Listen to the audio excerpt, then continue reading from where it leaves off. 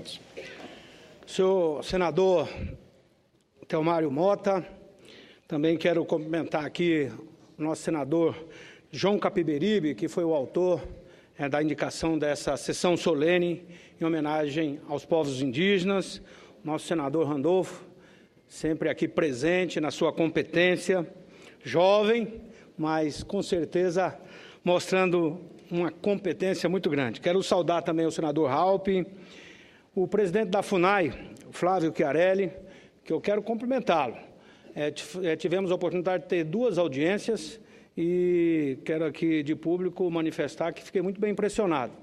E espero que também essa sua juventude e a sua sabedoria possa fazer as renovações e principalmente a modernização que a FUNAI precisa alcançar. Eu quero aqui parabenizar, então, em nome de todos os funcionários da FUNAI, o seu presidente.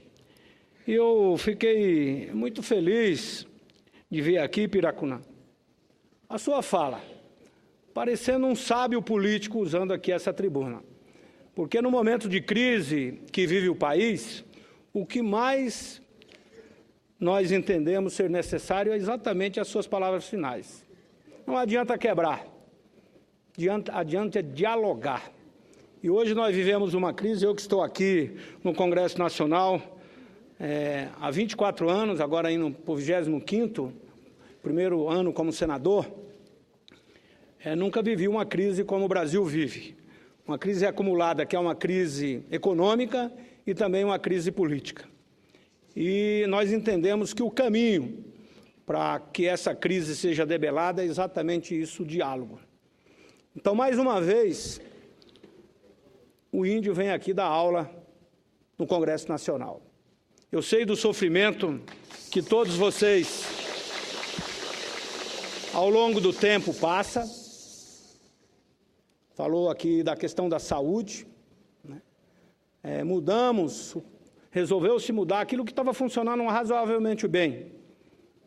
E hoje eu sei o quanto sofre a população indígena brasileira com a saúde deficiente. E aí quero acreditar que não é por falta de recursos, é muito mais pelo gerenciamento desses recursos.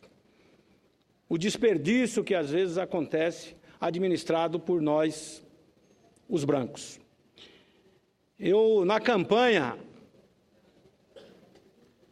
Piracumã, eu cheguei a falar em alguns momentos, e aí não quero aqui ofender a figura do presidente que está hoje como presidente, mas eu falei até que ia estudar para apresentar aqui um projeto para que presidente da FUNAI tenha que ser índio, escolhido por índios e não por brancos, porque entendo que quem mais vive a dificuldade, sabe os problemas que vivem a população indígena, são vocês, que aqui estão, muitos sem camisa, mas exatamente de acordo com aquilo que mais vocês pregam, que é a preservação da natureza, a preservação do homem, como ele nasceu, como ser humano com coração, acima de tudo, da proteção da vida.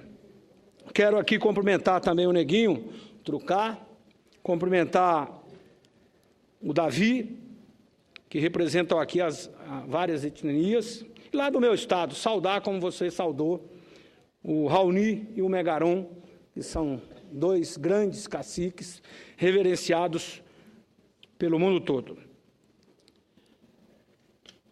Eu aqui preparei um pronunciamento, mas não tenho aqui pretensão de lê-lo. Quero, presidente, dá-lo como lido, para que seja também registrado nos anais desta casa e publicado também nos nossos meios de comunicação. Mas quero dizer que os povos indígenas em Mato Grosso fazem parte do nosso cotidiano. Em Rondonópolis, a minha cidade natal, há várias aldeias da etnia Bororo. Eu que lá nasci e pude conviver desde criança com os índios bororos. Um povo bonito, mas também muito sofrido. Por isso, sempre procuramos atender a todos, respeitando principalmente a cultura indígena. E aí, presidente Randolfo, me lembro bem que há uns 8 anos atrás, lá na aldeia dos índios bororos, estava tendo uma mortalidade infantil muito grande. E aí fomos lá, conversamos, e o que era o problema? Era a falta de saneamento básico. Os índios estavam tomando água do rio contaminado pelos brancos. Aí conseguimos um recurso de pouco dinheiro. Furamos um poço artesiano, levamos a energia elétrica e praticamente resolveu o problema da mortalidade infantil. Melhorou a qualidade de vida dos índios. A escola pôde ter energia elétrica, chegou a geladeira, chegou a televisão. Então, muitos aqui se discute. O índio aculturado, ele tem que ter o benefício que os brancos têm, o conforto que os brancos têm. Com certeza todos querem uma saúde condizente, uma educação condizente, querem a atenção do Estado brasileiro. E é por isso que aqui estamos, senhor presidente, para dizer que a efetiva colonização pelos portugueses paulistas do território hoje compreendido pelo nosso Estado de Mato Grosso, iniciou somente 219 anos após o descobrimento do Brasil. Historiadores e cronistas do século XIX, que estudaram e registraram a evolução da questão indígena, são categóricos em afirmar que o imperador Pedro II tratou a causa do índio brasileiro com bastante particularidade, culminando com a abolição total da escravatura em 1888, incluindo-se aí negros e índios. Estudiosos mostram que, após a proclamação da República, ocorreram muitos fatos dignos de nota. Porém, a questão do índio, apesar dos avanços obtidos, está longe de ter um final feliz. Há muitas lutas para a consolidação da política indígena no Brasil. Senhor presidente, eu quero aqui também dizer que na nossa capital, Cuiabá, o ano passado fomos lá sede dos Jogos dos Povos Indígenas. E lá estiveram etnias dos mais variados estados, todos os estados brasileiros, inclusive de outros países. E este ano vai acontecer no Tocantins.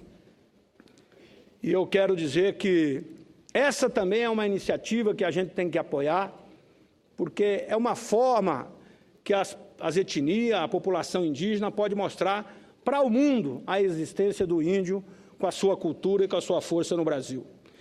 Agora, o ano passado eu aloquei um recurso, senhor presidente da FUNAI, que já está empenhado, já está liberado os recursos para a Prefeitura de Canarana, lá no Araguaia, na região dos nossos índios chavantes e outros tantos. Um recurso de R$600 mil. E os índios estão pedindo mais apoio e a presença da FUNAI nesses jogos. Eu falei agora há pouco com o presidente, eu gostaria de que a FUNAI pudesse participar. Lá serão os primeiros Jogos Indígenas do Xingu, que está previsto para acontecer do dia 24 a 28 de junho, na aldeia sede Cuicuro, próximo a esse município que citei. Os Jogos terão a participação de 14 aldeias indígenas do Xingu, cerca de 3 mil índios participando dos 5 dias de competições. E aí eu quero aqui, então, a aldeia está se preparando há 2 anos para a realização dos Jogos, que terá competições masculinas e femininas. Somente futebol da nossa cultura e o restante dos esportes, todos eles também terão da cultura indígena. Como arremesso de lança, arco e flecha, cabo de força, a corrida tora-tora, enfim, todos os outros. Quem está coordenando isso é o índio cacique Afucacá, Cuicuro. E junto com ele uma índia que trabalha aqui no Senado da República, ela que me procurou com a minha assessoria, a Rayane Parcá TG. E também o coordenador das aldeias, que é o Tabata Cuicuro. Então, e aí eles pedem também a manutenção da balsa. Inclusive, essa balsa foi doada pelo governo do Estado de Mato Grosso, na época do nosso governador Blairo Maggi, que é líder do meu partido, do PR, que eu quero aqui estar falando também em nome dele. Mas aqui está presente conosco também, que fez questão de vir aqui hoje, um vereador lá da cidade de Peixoto de Azevedo, Gilmar Santos, Ele está atrás do fotógrafo ali, que também é de Mato Grosso. O fotógrafo da FUNAI, que está registrando ali, também é do Mato Grosso. Ele está todo de cabelo branco, barba branca, mas também um grande profissional e competente. E lá, senhor presidente, nós tivemos a oportunidade também de abrigar índios que não eram do Mato Grosso, os índios terenas. O estado do Mato Grosso do Sul é um estado que não tem a mesma quantidade de etnias, mas tem uma população indígena muito grande e pressionada exatamente pela agricultura, que foram tomando as terras, e os índios terenas hoje vivem lá praticamente confinados. E lá eles foram para Rondonópolis, a minha cidade, tivemos muitos movimentos de discussão e conseguimos uma área lá na cidade de Peixoto e Matupá, de 50 mil hectares, liderado pelo índio Rondon. E agora, no dia 5 de maio, inclusive, nós vamos fazer aqui, nesse plenário, uma sessão do Congresso que eu propus, juntamente com meu companheiro da Câmara dos Deputados, Nilson Leitão, deputado Nilson Leitão, uma sessão em homenagem a Rondon, o patrono das comunicações brasileiras, e que era índio, nascido lá nascido em Santo Antônio do Levegé, ali bem próximo à nossa capital. E eu quero aqui, então, será mais uma oportunidade que nós teremos, como disse alguém, todo dia é dia de índio, mas no dia 5 de maio também é um dia especial. Portanto, eu quero aqui concluir as minhas palavras, mais uma vez, parabenizando o senador João Capiberi por propor essa sessão solene, em homenagem àqueles que fizeram tudo por esse Brasil, principalmente para fazer com que o Brasil continuasse integrado. Um país gigantesco como o nosso, um país continental, e que se não fosse o trabalho de vocês, dos índios, que estiveram aqui com o arco, com a flecha, lutando, talvez o Brasil teria sido dividido em muitos países. Então fica aqui a minha homenagem a todos aqueles que fazem a preservação verdadeira ambiental do Brasil, que são vocês, os nossos irmãos índios, e em nome, mais uma vez, que eu quero aqui homenagear, do ex-deputado federal, né, que alguém aqui estava, Chavante, o nosso companheiro Mário Juruna, que eu tive, inclusive, a oportunidade de ir no velório dele, lá na cidade de Barra do Garças.